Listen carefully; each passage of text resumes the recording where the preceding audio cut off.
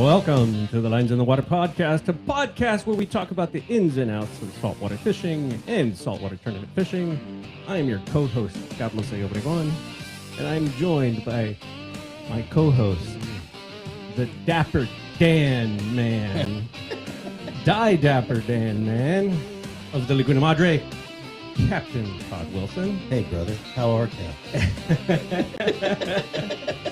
And we're also joined by James Sanchez, Captain James Sanchez of Captain James Sanchez Guide Service, and a return guest, Brock Barton. How's it going, fellas? How's it going? Doing good. It's hot outside. I should have worn shorts. Yeah. Definitely. It's a little warm today. So, I know it's going to have another cool down this weekend. We're going to be down in the upper 50s again. I think by the end of the weekend. I love it. Yeah. Typical. After a really warm winter. That's good shorts weather. Oh yeah, exactly. So almost wet waiting. I mean, the water's getting there. It's almost there.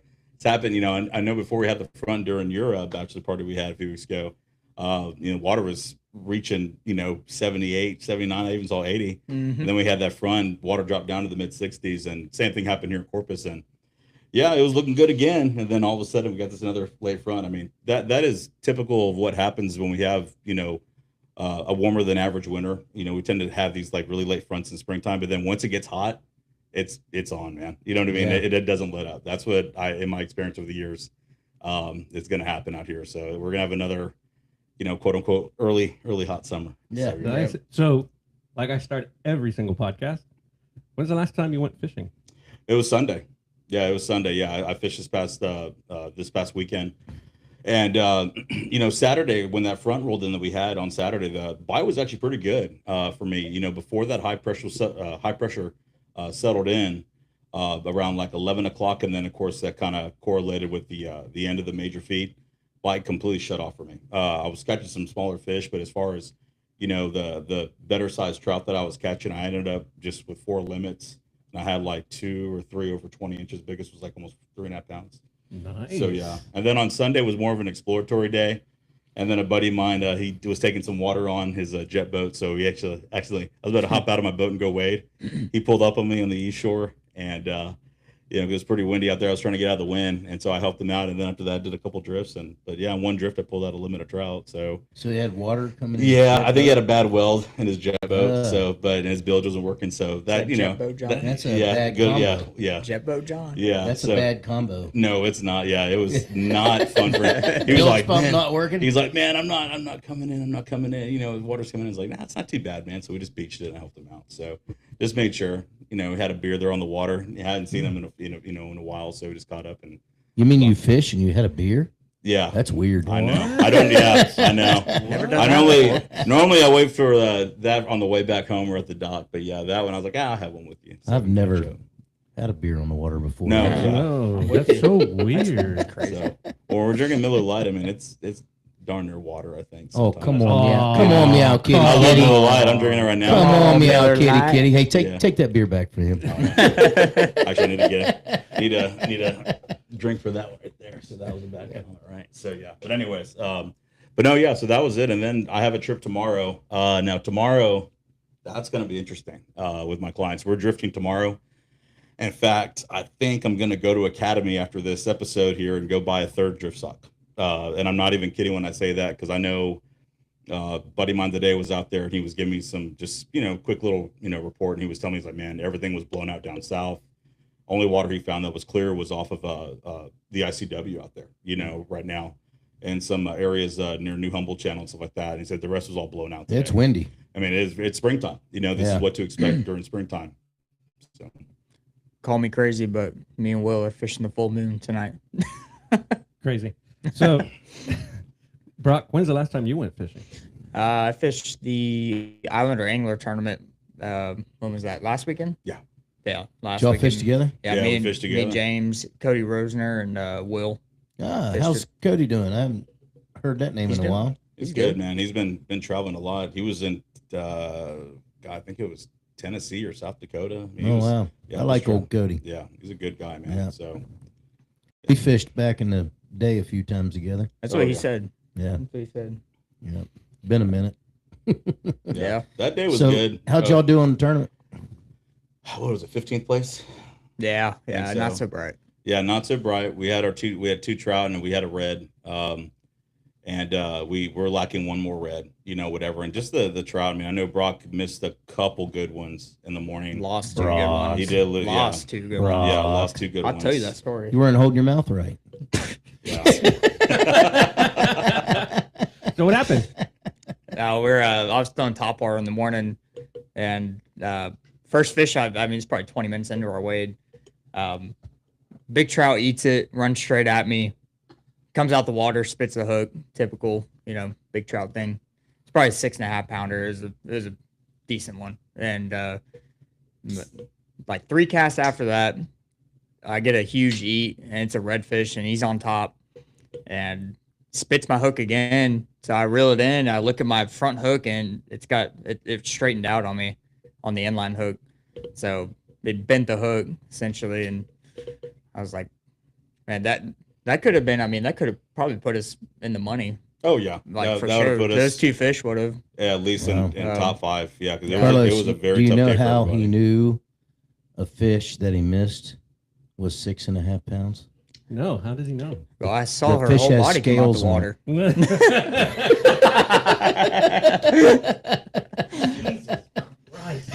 He's always got some wisdom to drop on all of us, right? Always. Always. I need to write a book Always. about Todd. I've been talking about that for years. Oh my god. Yeah, no, Charlie fished that tournament, and Oh yeah, yeah, I think he beat us. No, I'm pretty sure. No, he got a 6-pound trout kicked off because they didn't catch the tail on the video. Oh no. Oh no. Yeah, so they kicked Rookie. it off. They finished 19. Charlie, you're a rookie. That happens. Yeah, Hey, that's you should know better, dude, because he worked with us yeah. Yeah, he worked the tournaments. He Yeah. should know. Yeah. So what were the reds? Did they have good reds? I'm not sure. I know they ended up 19th because 6 pounds is 6 pounds. Yeah, Yeah, he would have. that- He would have beat us for sure. Yeah. Yeah, that stinks. Yeah. Yeah, we had the 3 fishes. We had a 3.5, a 4.5, and then like a 4-pound red or something like that. So, and we just needed one more red. I mean, and we came across some. They just wouldn't eat for us at all. They wouldn't So, eat. Capitan, how long you been guiding? For me, it's been 5 years. This is 5 Yeah, years? this is my 5th year guiding now. Yeah. So, 5th year guiding. are you doing it full time? Right now I am. Yes, right now I Yeah. am guiding full time. So yeah, it's been good. I appreciate my clients that are booking trips right now. I've been, booking good amount already for, May, June at this point, and even late this month too as well. So always appreciate my clients, repeat clients, and also the new ones that are coming. I Sure. got new clients tomorrow. So yeah, man. So been So blessed to let me do it. ask you a question. Okay, so somebody wants to go fishing. I mean, what kind of services do you provide? I mean, are you strictly wade fishing? Will you take them out bait fishing, drift fishing? I mean, sight casting down a 9 mile. What do you do? So I specialize in wading or drifting with lures, mostly wading. I will say I'd say probably 85 to 90% of my trips are wading trips. That's great. Throwing lures, and I will do drifting trips as well. Like tomorrow's a drifting trip. When I got those, I mean, we've all done it. Those corporate trips, I'll throw a live shrimp. Yeah, They're popping yeah. cords. There ain't nothing wrong with that Yeah, at you all. have to. Yeah. Especially it's easier for the clients, and as it's easier for you as a guide to really help them out too as well. Especially when you have days like tomorrow, which are going to be 20 to 30. So that does happen. So, but tomorrow we'll be drifting with lures, popping corks with soft plastics underneath, throwing big paddle tails, things like that. But as far as what I offer, I mean, I consider myself a teaching guide. I used to be a former science teacher for seven years. I taught 7th grade middle school science, and So can you explain the photon beltway to me? the what? Photon beltway. Oh man, we want to get into that now. So that we're actually talking about photosynthesis on the boat with brown tide and how it affects the sea. Oh yeah, we were. Yeah, so I got a science background. I got my my bachelor's in marine biology, and I got my master's in biology, and I did research for 7 years. Got my Nice. Wow. nice, So nice. yeah, so when you're going with me out there, when I say it's a teaching trip, I mean it is a teaching trip. I'm teaching you not just, we're not just out there just all right, we're gonna throw in here, catch fish. I mean, I'm teaching you the why, the how, things like Yeah. that. Basically, what I tell people, that book me is that if you want to improve your skills as an angler, I'm your guy. Whatever that, to help you become a better angler as well in Right. the future. then I'm happy to accommodate you with that. You know, So not whatever. that your hat says it, but what kind of lures do you fish Oh with? man, yeah, K Wigglers. Yeah, K Wigglers. Yeah, so that's heck. I've seen people like, oh yeah, you're the K Wiggler guy. I've had that a few times in the past few years. Yeah, soft plastics or K Wigglers. You know, throw Mansfield knockers as well. You know, well, of course we'll throw all the soft dines, things like that. But yeah, K Wigglers is my soft plastic sponsor, and you know, I'll say this: loyalty takes you a long way in this business. Mm-hmm. And you know, and just setting, you know, building a good reputation for yourself, and on top of that, being, you know, credible. That helps. And with K Wigglers, they've really helped me build that reputation, which I can't thank Captain Wayne enough, and you know, Larry as well, the new owner of K Wigglers, and things like that. And I mean, but I've been throwing them exclusively since, man, I think it's been like 2008 or 9.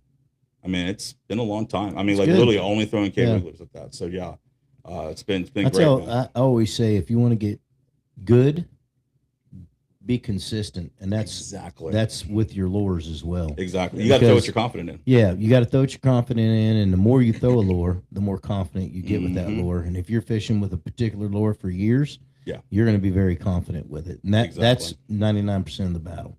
Yep, You know, I agree. It really is. And plus, too, when you get involved with you know, with companies, and you're a, you know, a mainstay at that point, you know, being involved like in the process of field testing, you know, lures. Right. Excuse me, like the Willowtail. I remember I was, I think, one of 4 or 5 in the entire Texas coast to field test the Willowtail before it came out. Same thing with the Wiggalo, you know, things like that. This new Texas melon color that we came out with, I was helping the owner Larry come up with that color, you know, and that's what being pro staff is. You know, you're Yeah, helping build definitely. that company and helping, you know, hey, what can we do next to help increase sales and purchases for people out there, but also help people catch more fish. Exactly. You know, it's really Yeah. cool to be a part of that. Yeah. So where do you got out of? I got out of Laguna Marina. So yeah, the old Flower The Bluff. old Bluff Landing? Yeah, Old Bluffs Landing, Laguna Marina. Now I know I always got to explain that to people. Now, is that the Old Bluffs? I'm like, yeah. So Yeah, it's one of my Uh, favorite spots. yeah, exactly. I've been launching out Laguna Marina since I was in college. You Yeah. know, and I've been here since 2007 in Corpus when I moved here. So I remember when I first started launching out of there were sunk boats, Mhm. and the marina was actually where the restaurant is. Yeah. And there was a guy, I believe his name was Harry, Yes. used to ride around on a bicycle. And if he saw you launching, you had to pay a launch fee. If he didn't, it didn't matter. No. Yeah. Yeah, it didn't matter. But the place was basically falling down at that time, you know. Yeah. So what kind of boat you running? So I run a 20-foot shallow sport classic boat. You know, have a 175 Suzuki on there with power pole. You know, working on getting a bigger one. You know, that'll or a work. bigger boat this fall. So you know, they're pretty Yeah. expensive, and I got a newborn son to take care of. So yeah, he's about to be 1. Kids. Yeah, Kids right. always getting in the way. Crazy kiddos, man. So, but no, yeah, but I run that boat, and she's, you know, knock on wood, or there's, Whoa! no, that one's empty. Knock on beer. Yeah, knock on beer. There you go, something. Knock on wood right there. Excuse me. You know, but yeah, she's been a solid boat for our area. You know, not the best one. You know, you have them 3-footers in Baffin, which I don't do with clients often. I learned my lesson a long time ago. Yeah. You know, but you know, we make it work, and you know, especially when I have, you know, a bunch of waiting clients. I mean, I've had up to 5 people on that boat plus me, all the gear, and get out there and catch our fish and have a good time waiting and get Yeah. on back. So Yeah. yeah, as long as it gets there from point A to point B safely, we're good. You know. You know, Yep. everybody thinks you have to have a go fast boat. You really don't. No, You know? not at all. You ever heard the story of the old bull and the young bull? Yes, you've said it, but you might as well tell Cheer it here. it. Cheer it. Well, you got to have the old bull syndrome. You know, you don't want the young bull. You want me to actually Yeah. tell the story? You do? Yes. Really? The viewers Yes. need to hear All it. right. Well, there's an old bull and a young bull standing on top of a hill looking over a field of heifers. And the young bull goes, "Hey, old bull, let's run down there and nail one of them heifers." And the old bull looks at the young bull, says, "Let's walk down there and nail them all." Same thing with fishing. Taking your time is the right approach. It is the sometimes, I right will say approach. It that. is. So You know, when you're doing, 80, 90 miles per hour, what can you really see on the water? oh yeah, you're just going to whatever spot you Yeah, intend to go you're first spot thing. fishing, Yeah. instead Yeah, of looking for signs of life on the way. yeah. Although I will say it was pretty fun watching the boat show on Saturday morning when those guys were coming Yeah. down from Port Yeah. O'Connor. Yeah, it's pretty sick. My God, It's man. a lot of fun. I mean, if you're on fish in a particular area, it's Yeah. great to have a fast boat. But if you're, Mhm. you know, I mean, I can't tell you how many times I've seen people pass fish Oh, yeah. constantly. You know, Yeah, We were talking to one of the guys that they fish Legends all the time, and I asked him that because everybody wants to go fast boat, but they're pre-fishing out of a tower boat, and I asked him, I was like, man, like, does it make a difference really, like with a fast boat? And he's like, well, to put it in these terms, like, if you need to make a run, you can get there 30 minutes earlier than somebody with a slower boat can make it. So I was like, oh, that makes sense. You're pressed on time fishing these tournaments, and sometimes when you got to make a move, you got to get there as quick as possible, fish as quick as possible to give your team the best chance. But other than that, like Todd said, it's spot fishing. Yeah, like you exactly. pre-fish in a certain boat, you find them, then hop in the SIG. if you're Get there fishing a quick, tournament, it makes sense in my opinion. Absolutely. But if Yeah. you're not fishing Yeah. a tournament, it doesn't make sense. Yeah, in my because opinion. Yeah. you've I pre-fished. agree. You know the patterns. You're on Yeah. the patterns. You're on the fish. Yep. Yeah, Yep. absolutely. But I know I've got Ricky Bobby syndrome. Ricky Bobby, I know, dude. I want a fast boat too, man. Yeah, everybody. Me man, too. I want one that would go 75 minimum. Yeah, me like too. maximum. I mean, like that's all you need. I want one of those. But I'll tell We you already what, have like 40 going 45 is not that bad. No, not at all. No. Even No, I've hit it's not. that on my boat, so not bad for a shallow sport. But yeah, I've almost 45 and a half miles an hour on my boat. Light Yeah. fuel load, my big boat. on it. Rooster tail. Yeah, whatever Hey. I could kick. Yeah, going with the wind. That's what I down cruise wind. around at nowadays. Yeah. You know, I mean, That was my top end speed. But yeah, your boat, yeah, But that I- Mike Extreme. That's but a I good cruise boat. around That's at what I want. 45. I mean, it's hard to drink beer when you're going faster than that. Oh yeah, And hear the Starts- radio. You know? It's hard to wear sunglasses where you're going I would faster say, than right, yeah. 70. winds just want to lift them up out of your face. Like I've that. gotten old. I like to enjoy the ride. Yeah, You know, Yeah. I like the scenery and Yeah. relax and have a nice cold beer, listen to some good old country music. You know, And it's funny you say that. As far as being a guide, it always cracks me up. When you say that, because yes, it's about catching fish, and for me, it's not necessarily like filling up the cooler exactly. The per se, I'm more of take what you need, release the rest kind of a guy. And want to help you become a better fisherman. But what I've learned though with clients, and this is one of the important things, it is all about customer service. And I work really hard to make sure my clients, one, have you nailed it. That's what it is. It's customer a service. fun day. I'm asking any questions they have, related to fishing to help improve their skills. Anything, about the cabins. I get a ton of questions about all the cabins. Oh, yeah. They think it's a whole new city down there. I'm like, no, yeah, it's not. That's just Twin Palms area, whatever, in Baffin and stuff.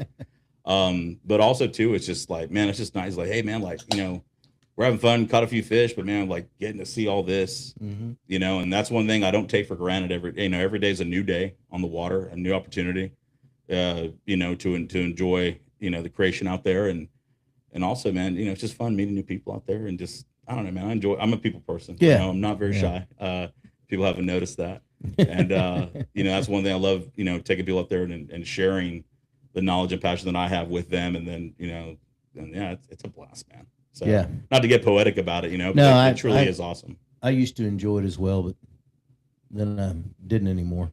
Yeah. Yeah. That happens, man. Really did. I mean, it was like when I had a free day to go fishing by myself, I didn't want to go. So, Yep. That you know, happens. that happened to me, and I just kind of got out of it, but I still like to fish, Mhm. but I like fishing with my friends, my buddies, and stuff like that. Yes. But, I mean, because eventually it does turn into work. Like if It is if you- work. Yeah. No doubt. hey, guiding is a lot of work. Yeah. Yes, it Anybody is. says different is full of, really, because it's work. Yes. Yep. I mean, you're the first one up. You're getting ice, getting gas, getting the boat ready, getting everything, all your gear set up. And then you go fishing all day, and then you come back. You got to clean fish, take pictures, and you got to clean the boat, break everything down, and get ready for the next day. It's a Yep. lot of work. Yeah. Yeah. On average, it's a 12-hour Yeah, day. it's easily a 12-hour day. And then and the thing is too is I'm kind of a sicko in this sense. I mean, you can ask Brock. I mean, I'll fish dark to dark, especially during Yeah. like the wintertime, just something stupid like that. But I'm passionate, stupid, whatever you want to call it. I used to do it with my good friend Chris Elliott. We would do it all the time too as well. And it's, and but we go out there the next day and do it. And the thing is, I've done it with clients too. I mean, I just, tell them, hey, we'll fish, especially during the cooler months. I don't mind fishing like that, just because, I want to be out there too. I want them to catch a big trout, things like that. And but it also teaches them too, like, the different patterns that happen during the day. Fish don't feed 24/7. Mhm. They're not on our schedule. We're on their schedule, Yeah. and that's a big thing that they see, what changes throughout the day, things like that. As far as like major and minor feeds and things like that, and which helps teach them, but also too, it's, they get to just, see how dedicated we are here. Like, man, you guys are not nuts staying just out here all that, but along. when you show that So- dedication to them, they're gonna hire you again. Yeah, you know? yeah, I mean, one of the things I used to do, and I don't know if guys still do this anymore, but I used to bring lunch Mhm. for everybody, just because if we decide to stay out late, Yeah. I mean, they have something to eat. Yeah. You know? Yeah. And so I would, I'll tell you one of the best things. People fell in love with it. I go get a bucket of chicken, Oh yeah. put it in freezer bags, and they will tear up that cold chicken during the day. Yep. You'd be surprised. They love that chicken. Get so Actually, hungry. Yeah, that's I didn't get picky by I didn't get fat by being picky. So, but yeah, I just say it right now. I've lost weight, but not as much as I need to. But one of my favorite meals on the boat is a piece of cold fried chicken, dude. Oh yeah, it's great. You It's great. cannot beat it. Yeah. It's delicious. That So, old yeah. peach chicken up. Get some chicken. Yeah. So churches, for me, churches, dude. yeah, dude, Churches spicy for me. churches or I even like- the Bill Miller's. I like is my peach favorite. chicken, man. So Here we all talking about chicken. I DoorDash some now. This is a dang fishing podcast. Okay, huh? well, I was taking fishing tacos, then, right? Fish tacos. No, I was taking chicken. No, yeah. but it's funny you say that too about the long hours as a guide. So during the summertime when I was running, especially when I was teaching, a couple years ago, whatever, so I would be running trips during the, summertime. I mean, I was running, 3 to 5 days in a row at times, during the week. And I will admit, there's even a guy that lived in my neighborhood. He wanted to book a trip, and he had called me, or he was texting. He was like, "Yeah, man." He's like, he texted me the next morning about a trip. I was on the walk with my clients. Hey, I saw you washing your boat off. It was like 1 a.m. I had gotten home, and it was so hot. This is like July, and it's one of those things like, I will not lie. I will wash the boat off at night before I go to bed. And when Yeah. I'm going to bed, it's like 9 o'clock, 9:30 the latest during the summertime, if I can help it. And but yeah, there was one time I fell asleep on the couch, and so I had to go wash my boat off at 1 a.m. in the morning. Whatever. So it's tiring, and that was on the 4th day in a row that I'd done it. And Yeah. and there's guys that are out here doing it 2-3 weeks in a row, man. Yeah, It takes a whole different level of work ethic and I did dedication. to do that. 9 days in a row, and that whooped my rear end, Mhm. man. I'm Yeah. telling you, I was tired. Yeah. Tired. Yep. About the 7th day, I'm surprised I was even awake. Yep, exactly. And you get a routine though, because you're getting up around 4. I mean, at least in the summertime for sure. Yeah. I'm getting up at 4 a.m. Yeah. And I feel bad for the guys that that throw like croaker and stuff like that. Man, those guys are getting up at like 3 a.m. Sometimes to show up at the dock because croaker's in such high demand. So one nice thing about throwing lures, most of the time is I could I'd gotta much get a little rather- bit more sleep, whatever. So, but not much. I'd much rather throw lures. Oh yeah, I'm the same way, man. Yeah. Yeah. I love phoning them, man. You're making something eat a piece of plastic that Yeah. they should not be touching. Right. Exactly. And that's pretty cool. So how long did you teach? I taught for 7 years. 7 years. Yeah, I taught for And 7 you years. said, I don't want to do it anymore. I want to guide. Yeah, well, yeah, I was working there, and I worked at the Heart Research Institute for the Sportfish Center for about 2.5 years. And then now I'm just that didn't work out over there, and so now I'm just guiding full time right now. So looking for a job. Probably gonna get back into teaching this fall though. Are you? Yeah, so I enjoy the full time guiding. It's nice and all. But I also miss being in the classroom. I'll admit, and just man, I want to use what I said. I'm a teacher in the classroom and on the wall. So what grade do you? I was teach? teaching middle school. Middle So it school. was life science, biology, which is all my background. But yeah, it was. I'll say this about teaching. It was the hardest job I've ever had in my life, but also the most rewarding job. And man, it's just I miss it. And just getting to work with students that that are not sure about liking science, who don't know what they want to do, and stuff like Yeah. that, and kind of steering them in the right direction. I mean, it's pretty cool when I So- get kids that message me for like, "Hey, sir, you're still the coolest science teacher I ever had," and they like are like a senior in high school. Yeah. I write them recommendation letters for scholarships. And they There ask you me go. years later, So yeah, man, it's About pretty 90% cool. of my relatives are teachers. Oh man, so they know. I Me mean, too. like, Literally. Yep. I've got athletic directors, principals, Yep. deaf and blind school teachers in the family. I mean, man. all kinds of teachers. I mean, coaches. And I actually wanted to do that, but I was a little wild, when I was young. Just a little. You know what's funny though is that Surprisingly the wildest people that I knew in college are actually some of the best teachers that I worked with and people that I even know. Like I will say that right now. So some of the people that were not to scare any parents off, but yeah, some of the craziest people that I parted with in college are some of the best teachers that I know. Yeah. Either Well, I here got or my- across the state. I got my PhD and then just went in the work field. Oh yeah. My public high school diploma. Oh, public high school diploma. Yeah. And that was nice. That was a free one, by the way, which is even better. You School know what of I Hard mean? Knocks. Yeah, Maybe that's why you're so wise up there, because you got so many teachers in your family. exactly. Remembers all those reports they wrote about him. So, They weren't good. oh yeah, I had to write a few of those, unfortunately, but it's all part of the job. That's funny though, man. Yeah. Well, heck, but I don't know. Yeah, man. I don't know. I miss those. So yeah, I'm looking forward to getting back in that, and plus guiding on the weekends like that too. And plus, I mean, my end goal is to hopefully retire early and guide full time. Like I'm guiding full time now, but eventually, I don't want to work till I'm 70, man. You know what I mean? Yeah. I would like to retire like that, and I'm hopefully gonna build work up till I'm dead. yeah. I think we all might have to do that Well, at this point. I think I just want to. Yeah. I enjoy working. I don't blame. My mom just Me retired, too. so I don't know what Me she's doing too. right now. Yeah. So, So are you originally from here? no, I'm actually originally from San Antonio. Okay. So yeah, What school did you go I to? went to MacArthur High School. I'm John Marshall. John Marshall. Oh man. So, Yeah. There's that little rivalry over there. Moram. So yeah, but I'm originally from San Antonio. Born and raised there, and I moved here in 2007 to go to school at A&M Corpus. And if anybody remembers the old Oso Bay fishing pier on Ocean Drive before that got Yeah. destroyed by Hannah or Harvey and then Hannah eventually.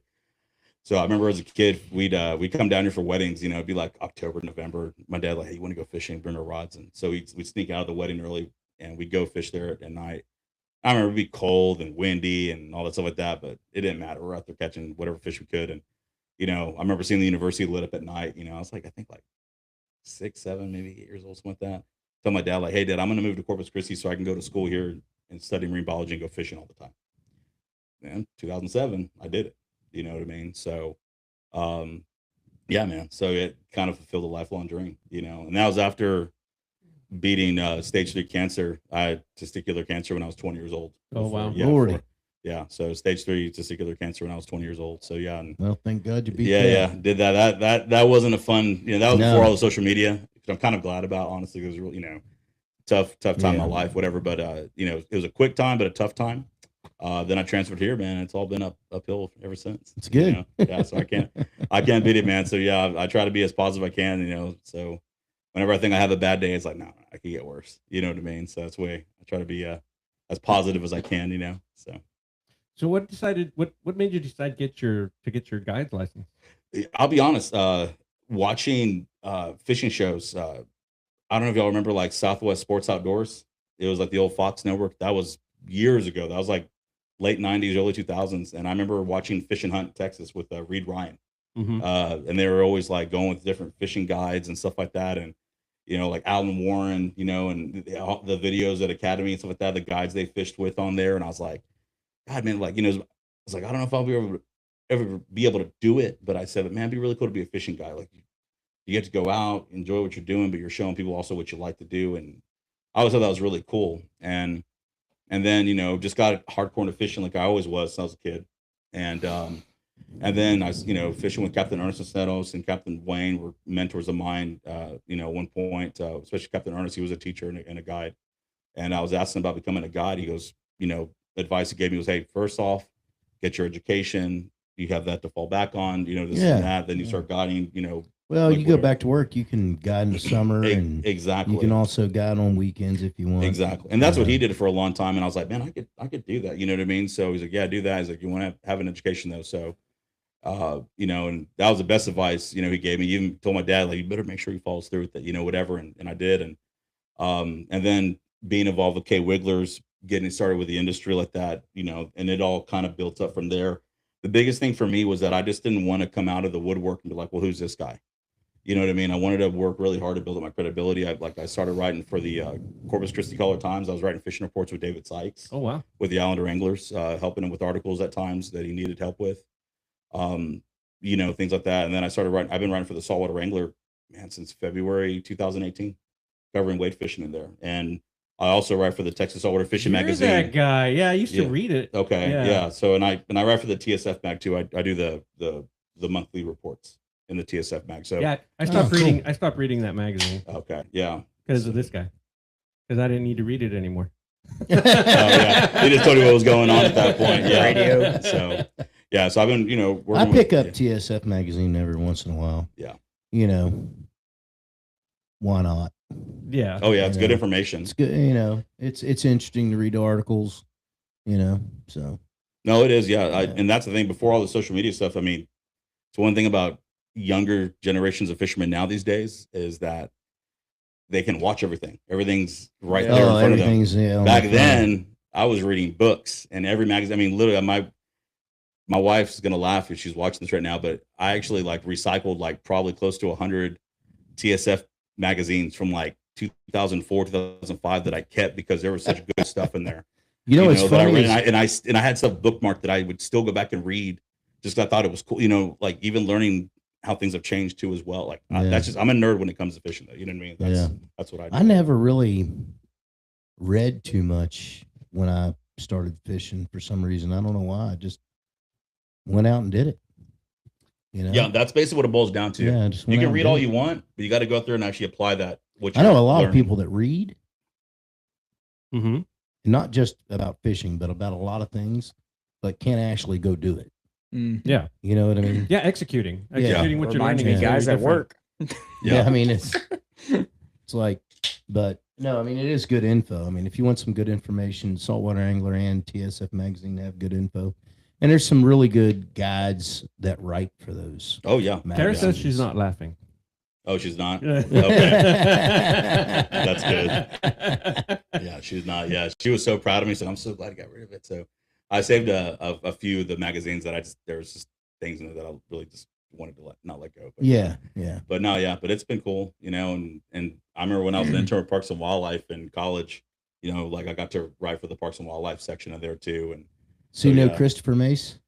yeah, Dr. Mace, man. He's a Yeah, good in dude. fact, he was the lead biologist at the Aransas Bay Yeah, he's a good dude. area. Yeah, whenever I was Yeah. the intern there, dude. Dr. Mace, man, I look up to him. Yeah, I had he's a a lot smart of guy. respect for him. Yeah, me extremely too. smart gentleman, and was a great teacher on the water, helping me Yeah. out to say, hey, if you want to do this kind of job, this is what you have to do. And I so talk to Chris every now and then. oh yeah, he's at the I've hatchery. known him He's at for the a long hatchery, time. right? Yeah, I've known Okay. him for a long time. Great, He's man. a good guy. Yeah. I don't even remember how I met him, but I have no clue. Oh yeah. No, but Hey, and he speaks perfect Spanish too. does he really? Yeah, or he speaks really good Spanish. Yeah, he speaks I really didn't good know that. Spanish too as well. It's like Widow. Yeah. So no, yeah, but it's been good, man. So yeah, but want to build that credibility before I started guiding with that and working with K Wigglers and working on fishing shows, and that's one thing I recommend to people that want to get involved in guiding that are younger. It's okay, take your time.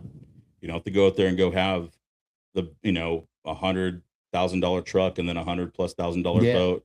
A lot of those guys, unfortunately, that I've seen that have done that, they don't last because of the fact that they just That's the fishing guide starter package. yeah, isn't it? Supply and that's what it demand. seems like it is, and it's just like I tell people, it's like, man, I want to get this boat and this boat. I'm like, dude, just go get like a 21 RFL. Yeah. Like, yeah, you're like, oh, you can get beat up. Yeah, dude, but you don't need a Haney can HO, get beat up something if you with don't a know how to run it. 350 or 400 on it. It's like, you need something that you can learn the waters Yeah. on and know how to run and navigate water both shallow, learn how to read the water. That's It's I a can't shoreline boat. yeah, exactly. Like, you know, shorelines. and you can learn how to, navigate. And plus it's a forgiving boat. My shallow sport, it was, it's my first boat. I was always the guy that could never afford the boat, but I've driven everything from a 14-foot Tran cat, like a baby cat, all the way up to a 25 extreme. Yeah. You know what I mean? But I was always the guy that, hey, James, like, this area, here's my boat. And that's how I would practice, and my good friend, Ryan McKinnis, he did be out there with his 19-foot Carolina Scale. No, I don't want to drive the boat, James, you drive it. Perfect. So I was able to get all my hours, like tons of hours doing that every year, helping run his boat and stuff like that. So, but yeah, like I said, time on the water is absolutely key. All these people that you see that are the top guys, whether they're fishing guys out here, where they throw bait, they throw lures, they're doing tournaments like that. It's time on the water is what separates Yep. those that are like, the normal anglers, the weekend anglers at that, whatever, to those that are above average or even, just excellent anglers. Oh yeah, definitely, dude. Yeah, Tom, Yeah. I can notice now that I have a new job where it takes me away most of the week. Where I hadn't my prior job, 2 jobs ago, I could go anytime, and I can definitely tell you now, when I get out on the water, I go on a Saturday, and I only have Saturday to go fish. Yes. So I can tell my effectiveness on catching fish has gone down Why dramatically. can't you fish on Sunday? It's a Because that's Lord's family Day. Take them with you.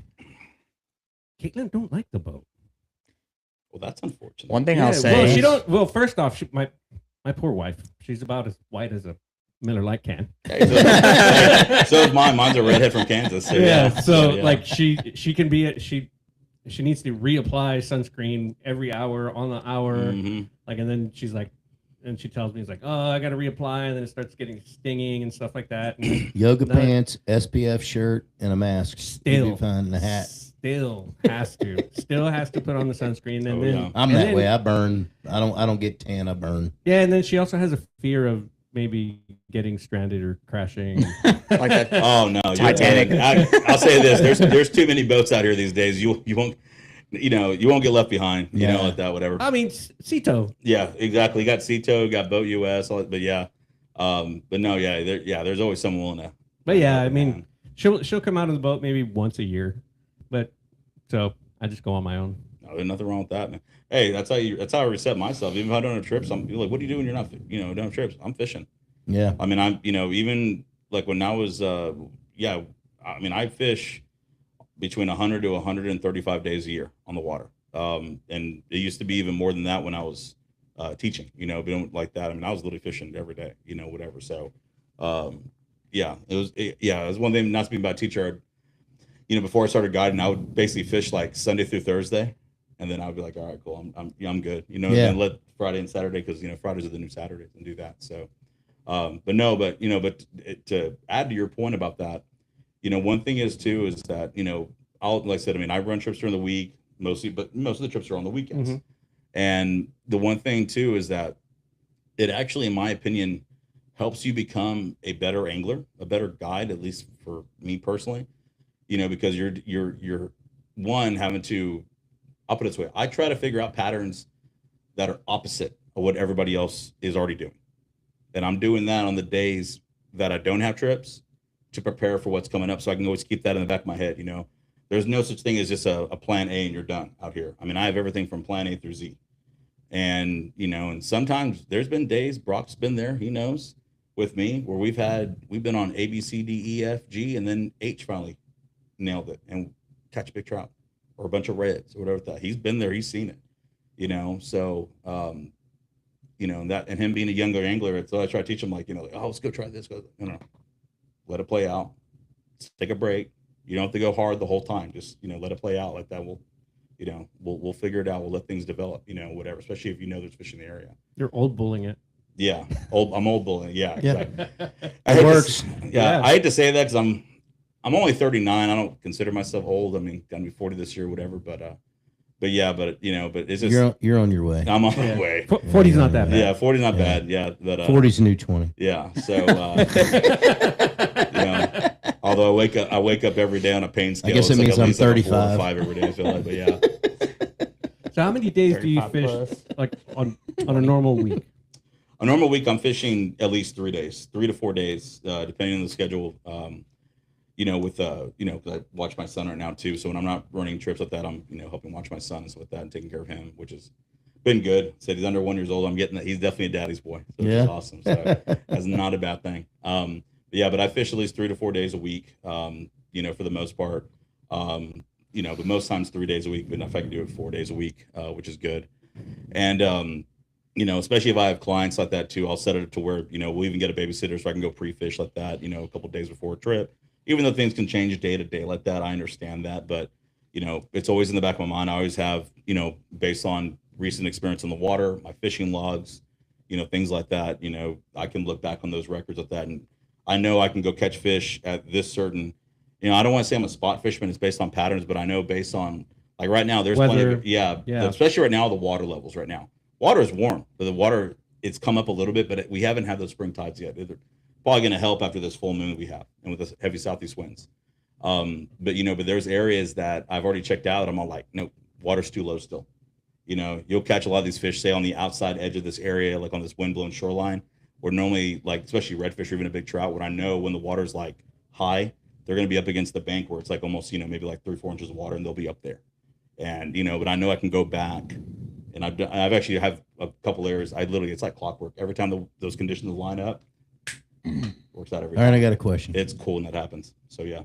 What is your absolute favorite go-to area? Period. Man. If you hadn't Spillway. fished, if you have not fished in, if you haven't fished in 6 Spillway. months, if you haven't fished in 6 months, said I'm going to go fish this area today. You know what? It'd be any of the spoil islands on the ICW. Those are, yeah, I got some, even he doesn't know. They're not secrets, but there are certain ones that produce better than others during certain times of the year. But in reality, though, they're all productive year round because Everybody's got their spots. yeah. And the thing is, spoil, Yeah. especially in spoil islands, like right now in spring, you have all this incoming, these juvenile, the recruitment of juvenile, bait fish, your shrimp, your crabs, your little mullet, your pinfish, anchovies, menhaden, excuse me, things like that. And of course, the blue crabs, the shrimp, they're all using these deep drop-offs right now along these grass lines. They're all the ICW. I mean, those are like main highways, okay? And it's the same thing during spring as it is during the fall time. And what happens is that, that's why during the fall, the spoil islands really light up. That's why the spoil islands are good during the springtime, because that bait is at the mercy of the wind, okay? Especially during springtime because they're so small. And a lot of the times you think about it, say you have a spoil on the west side over there and you have a bunch of bait fish getting in there, they're all schooled up. You have a wind like today, they're not going to go battle against that and go, they're just going to go into an area like a spoil like that, that has shallow water access right there. They can get out of there, but also the predators are going to be there too, and that's the thing too. I mean, and it's like a pit stop for them as well as the predators that are following them, especially during the fall time. You'll see that, that's why you can go one day to a spoil, nail them. Just, I've gone out there in the spoil with clients and caught 50, 60 trout, like during one long wait in the morning. You go back to that same exact area the next day and not even get but like 2 or 3 bites, and they're all dings. I mean, literally the very next day. But then I move either farther down said spoil, that same one, or I go to the next one, and you're like, oh my God, this is where all the bait's at. There's no bait back there because the bait moved overnight. Okay, so yeah, so that's what you see like that, and that's where it gets tricky. Like I said, fish got tails and they know how to use them. I like fishing spoil islands as yes. well, especially when it's windy. You Yes. fish on the opposing side, so you're not, that's Getting protected. beat up. Yeah. Not getting Although the beat up. windward side, I do prefer it as long as my boat can power pull there, or if not, Yeah, it depends because and the water's not. yeah, trash. yeah, exactly, not completely trashed up. But yeah, and the good thing about spoils, I will say this, as far as fishing advice, any area where you have shallow water next to deep water, where you're going to have current in some form, whether it's going to be tidal influence, by the moon, or it's going to be in our area, in our case, is going to be influenced by the wind. We have no tides out here besides maybe within 2 or 3 miles of Packery Channel. Yeah. Everything else is all wind driven. That's why when you have calm days, it's a death sentence out here, especially during the warmer months. Hell, actually, it doesn't matter what time of the year it is. I hate calm days. Calm days. I'd rather have it blowing like it was today. Yeah, Like tomorrow with my clients drifting, but there's been times where I've had drifting trips, especially in the summertime. Late July at that, and I'm literally having to jump in the water, and I'm literally pushing the boat with my clients. Having to drift. So yeah, those are exhausting days. That's when I wish that's why I'm investing in a trolling motor next time. In the next boat. But it's things like that though. But yeah, but when you have shallow water next to deep water, you have good coverage there, good structure as far as depth changes. You have seagrass, you have rocks, things like that, sand, mud, you name it.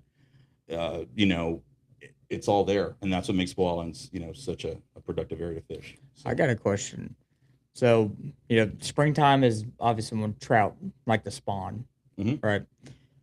If you had, let's say you had a calendar and you had a day circled that said all the trout are going to spawn on this day, what would be the area that you choose with your background, knowing biology and, exactly what these fish like to spawn around? What kind of structure would you like to fish? What area would? yeah. Would that So as far as the timing during a new or full moon, because that's when you do have, just taking us out of the equation here in the Laguna and Baffin, that's when you have your largest amount of water movement with the tides. Right. You know, you're outgoing.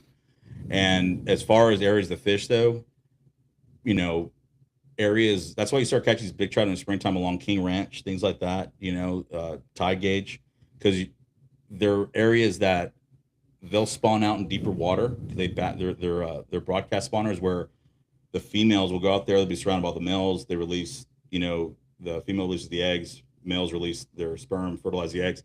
And those juveniles, those eggs, okay, need to be pushed into grass beds. Yeah, they don't need to be, but it helps. That's why it's good to fish windblown shorelines along like near deep drop-offs like that, or areas where there's like channels off flats and like that, where those eggs can immediately be dispersed and go, you know, once they hatch it within 24 hours, those juveniles, those new hatchlings can go hide and find suitable structure in the seagrass beds to hide from predation.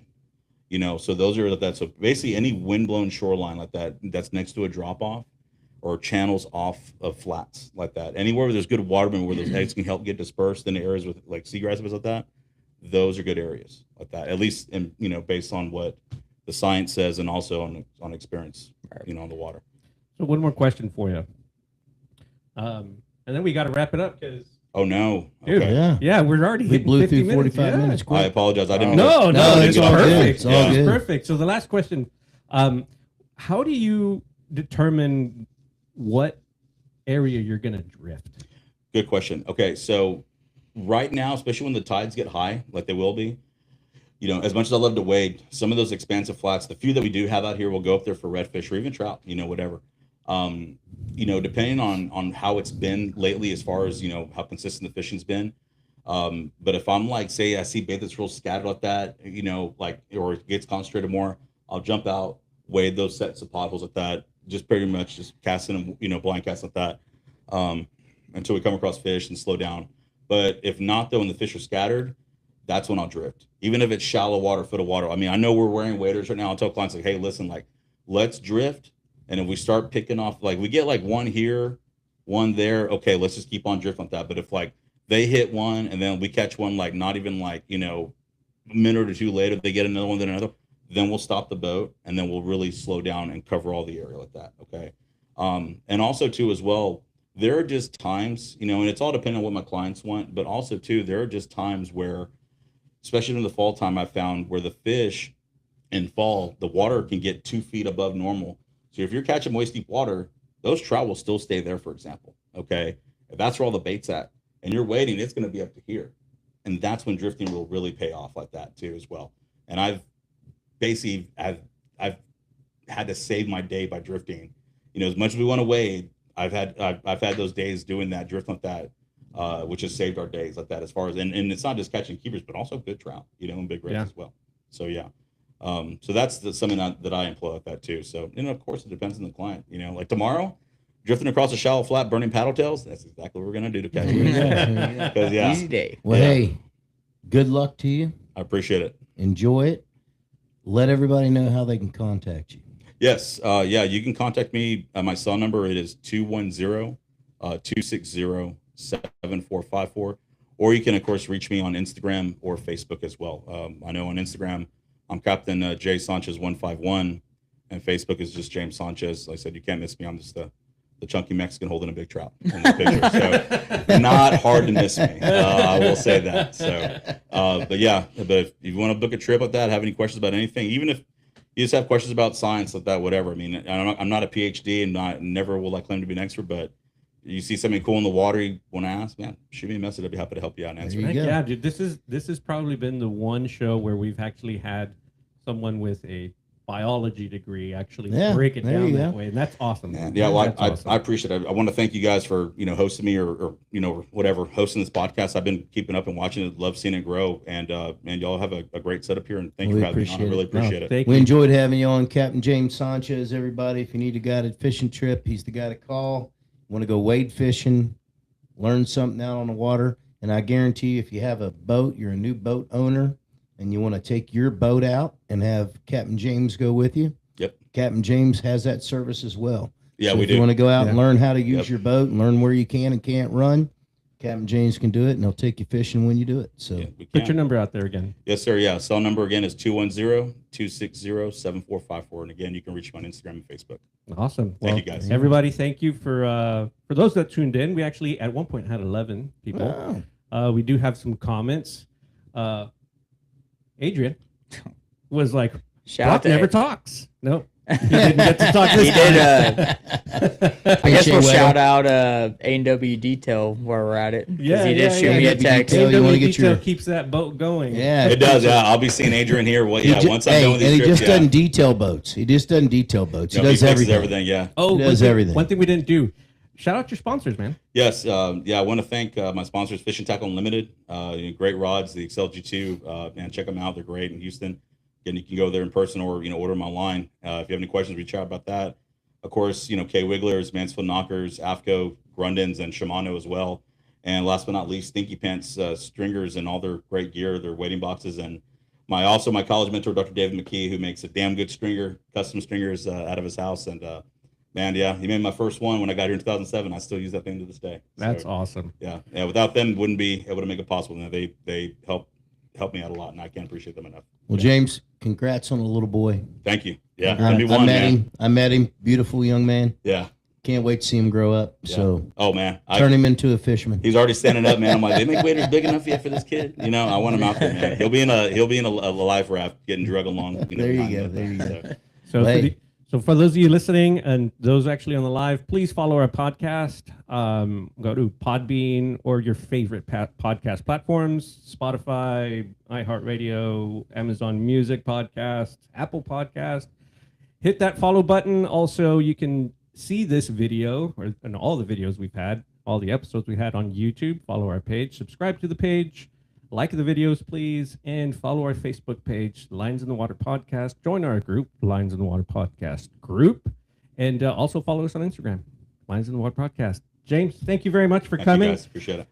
A lot of information you put into Yeah. put out today. Might have to do another one, part 2. No, So, yeah. absolutely no. Yeah, we Yeah. definitely We'll actually get into more fishing. We'll stuff, have right? you. We'll have you back on. for Yeah, sure. we'll definitely have you back on. And Brock, thanks for coming and just joining us. Hey, So I feel it's your bad now. show. If your show, I'm just living it. It's your world. I'm just living in it. Well, hey, everybody out Yeah. there, tight lines. Tight lines.